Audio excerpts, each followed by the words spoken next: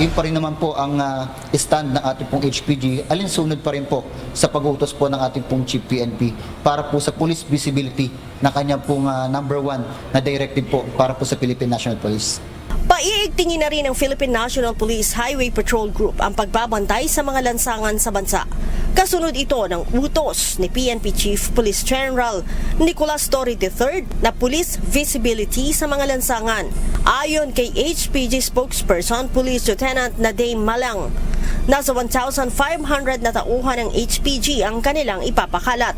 Mayroon din silang dagdag na handheld radio para sa kanilang mga tauhan upang agad na mamonitor ang tawag ng mga 911 operators.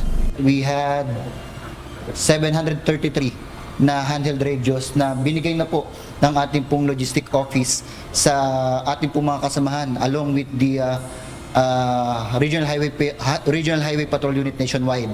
So even the director, the command group, and all the field officers ng Highway Patrol Group nationwide ay inisyuhan na po ng handheld radio habang nagkakaroon ng integration yung ating pong HPG para po sa full implementation po ng 911. Kasama din sa lalagyan ng tao ng Highway Patrol Group ay ang mga lugar na hindi kabilang sa No Contact Apprehension Policy o NCAP.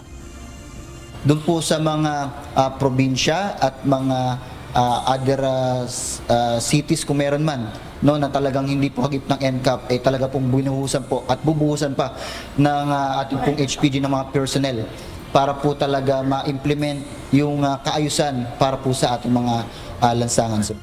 Kaya muling nagbabala ang HPG sa mga motorsiklo na nagtatakip ng kanilang mga plaka para makaligtas sa mga kamera ng No Contact Apprehension Policy o NCAP.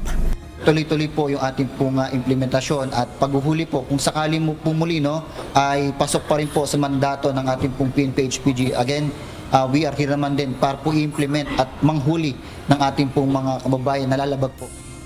Ang NCAP ay muling ipinatupad noong May 26 sa kahabaan ng EDSA, C5 Road at ibang major thoroughfares sa Metro Manila. Leia Ilagan, UNTV, News and Rescue. Diyos ang aming sandigan, serbisyo publiko ang aming pinahahalagahan.